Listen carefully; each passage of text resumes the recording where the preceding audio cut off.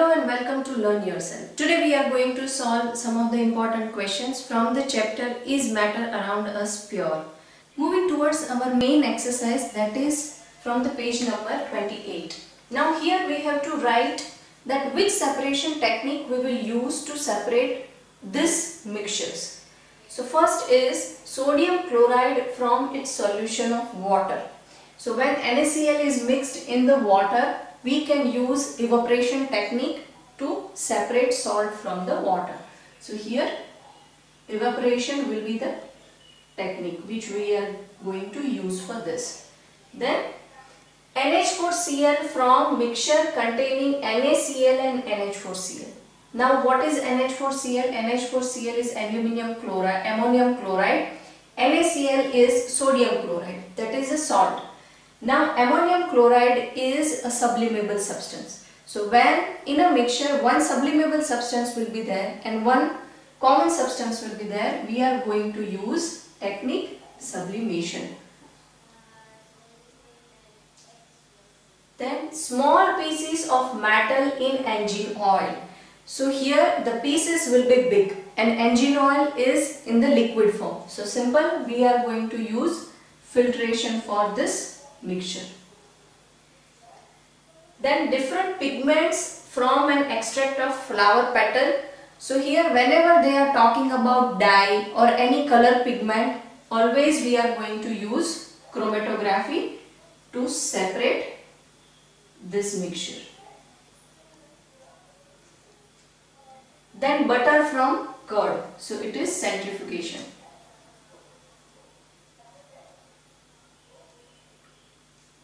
Oil from water. Now whenever two liquids will be there, then you have to see that whether they are miscible or immiscible. If they are immiscible, that means they are not mixed with each other, they cannot mix with each other, then always the answer is separating funnel. And if the mixture liquid are miscible with each other, then you have to see their boiling point difference. If boiling point difference is less than 25 degrees centigrade, then we are doing fractional distillation. And if it is more than 25 degrees centigrade, then we are performing simple distillation. Now tea leaves from tea. So it is filtration.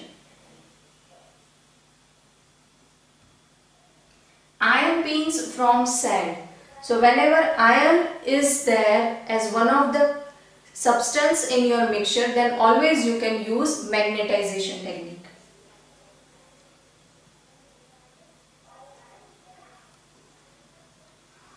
Wheat grains from husk. Husk means the outer layer, outer cover of the wheat grain. That is very light. So here we are going to use a winnowing. Winnowing is a technique which is age-old technique, and each and every farmer who are growing wheat, they are using this to separate the husk from the wheat grain.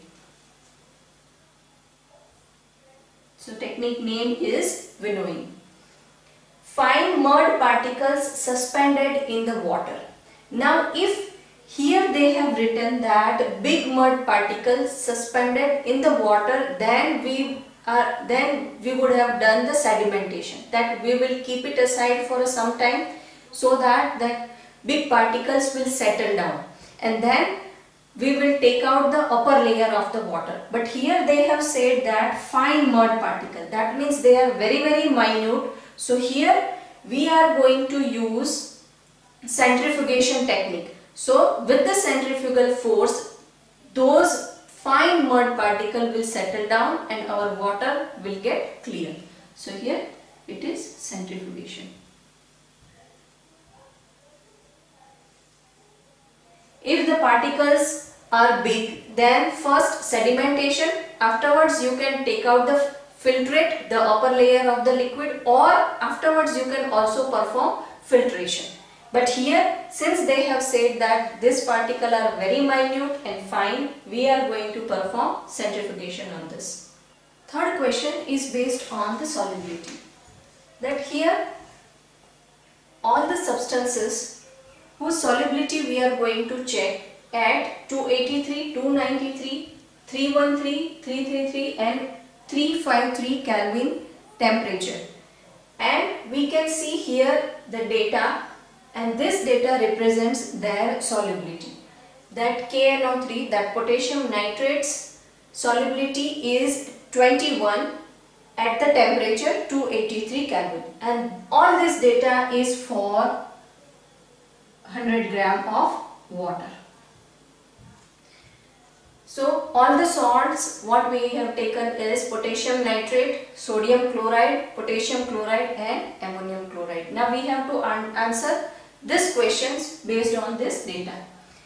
First is, what mass of potassium nitrate required for the saturated solution when we are making 50 gram of water at 313 Kelvin. First we will see that 313 Kelvin potassium nitrate's solubility is this, that it is 62, and that too in 50 gram of water. Here this data represents at 100 gram of water.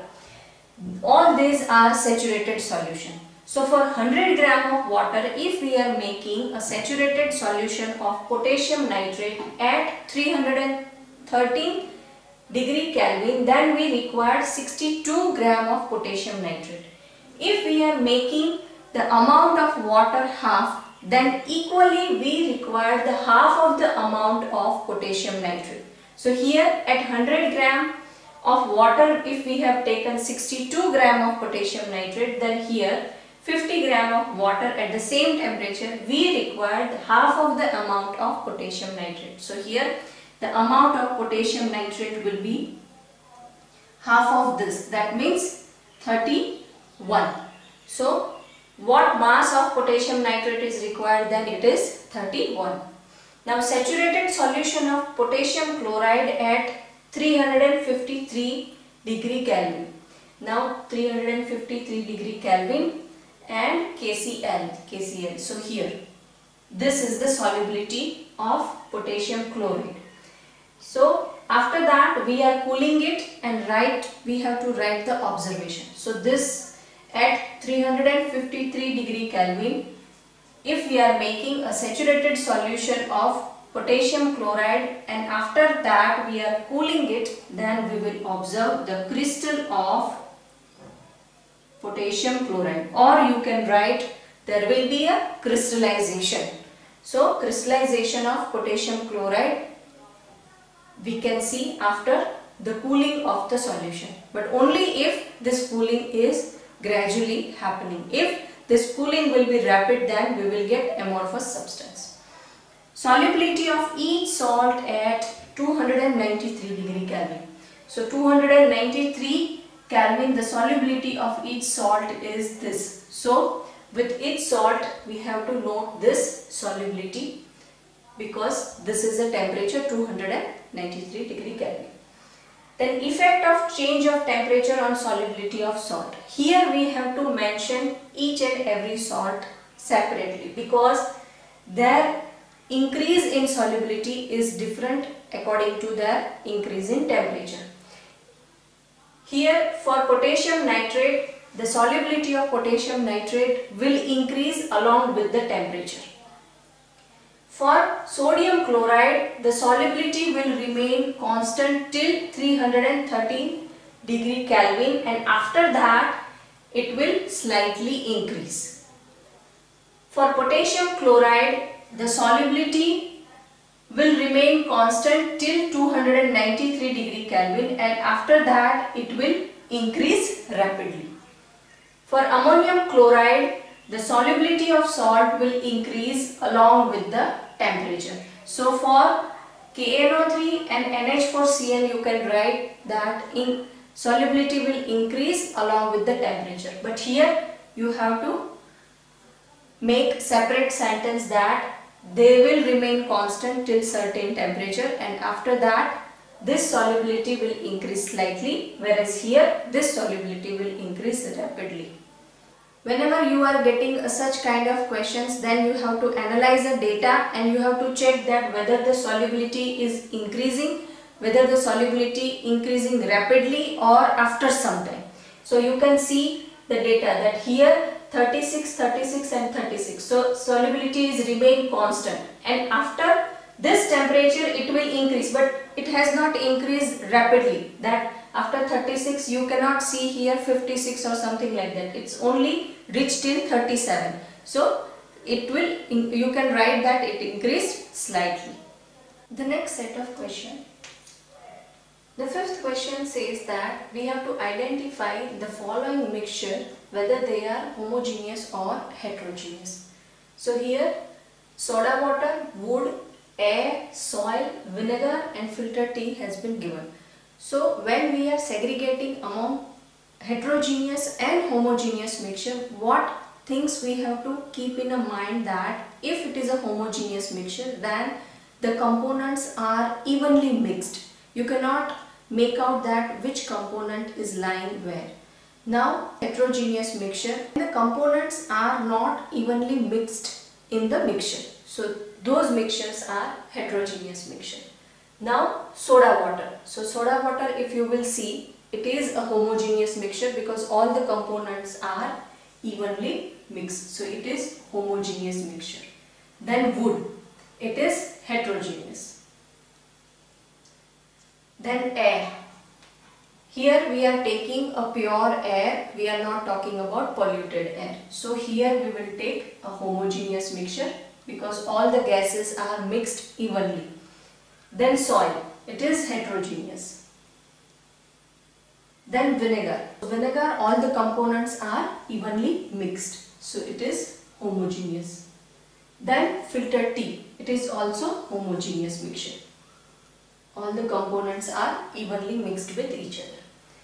Now next question, how would you confirm that a colorless liquid given to you is a pure water? Now which physical property of water will tell us that this is a water? So that is a boiling point. So we have to boil that liquid, and if that liquid is boiled at 100 degrees Celsius, then it is a pure water. If any other colorless liquid will be there, then that liquid's boiling point will differ from 100 degrees Celsius. So we have to boil it and check it that whether it is boiling at 100 degrees Celsius or not. Even if it is not pure, then also its boiling point will slightly vary from 100 degrees Celsius. Next question is identify pure substance. So here ice, milk, iron, hydrochloric acid, calcium oxide, mercury, brick, wood and air have been given. So here one by one we will take. So pure substance, ice. Ice is a pure substance. Then milk is not a pure substance. Then iron, hydrochloric acid and calcium oxide. They all three are pure substance. Mercury is a pure substance, whereas brick, wood and air are not a pure substance. Then next, identify the solutions. So soil. Soil is not a solution. Sea water, yes, it is a solution. Air is a solution. Then coal is not a solution, whereas soda water is a solution. Moving towards our next set of question, that in this question we have to identify a solution which will show a Tyndall effect. Now what is the meaning of Tyndall effect? Tyndall effect we can see in particularly colloidal solution. So in this solution we have to check that which solution type is a colloidal. So salt solution is not a colloid, milk is colloidal solution, copper sulfate is not a colloidal solution, whereas starch is a colloidal solution. So these two solutions are colloidal solution and they will show a Tyndall effect. Now classify the following into element, compound and mixture. Now what is an element? Element is sodium, oxygen, hydrogen. All these are elements. What are the compounds? Compounds means H2O. When two or three elements are coming together and form one compound, that is a compound. They are combined by chemical bond. So these are the compound. Then calcium oxide, KCl, all these are compound. Now what are the mixtures? Salt plus water. So this is a mixture. Salt plus ammonium chloride, that is a mixture. When we are mixing physically, that means they are mixture. So now one by one we will see. Sodium, it is an element. Soil, it is a mixture. Sugar solution, so it is also a mixture. They are not combined chemically. Then silver, it's an element. Calcium carbonate, it is CaCO3. So it is calcium carbonate and this is a compound. Then tin, it is an element. Silicon is an element. Coal is a mixture. Then air is a mixture. Soap is a mixture. Then methane is a compound. It is CH4, methane. So it is a compound. Carbon dioxide is a compound. Then blood is a mixture. In our next question, we have to identify that following changes are whether chemical change or physical change. So first is growth of a plant. So it is a physical change where no new substance is forming. Rusting of iron is a chemical change where iron is converting into iron oxide. So this is a chemical change. Mixing of iron filling and sand. Here only they have said that it is a mixing.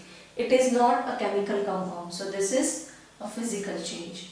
Then cooking of food. Yes, it is also a physical change where we are just heating the food and all the vegetable or whatever substance will be there will remain same. No new substance is forming.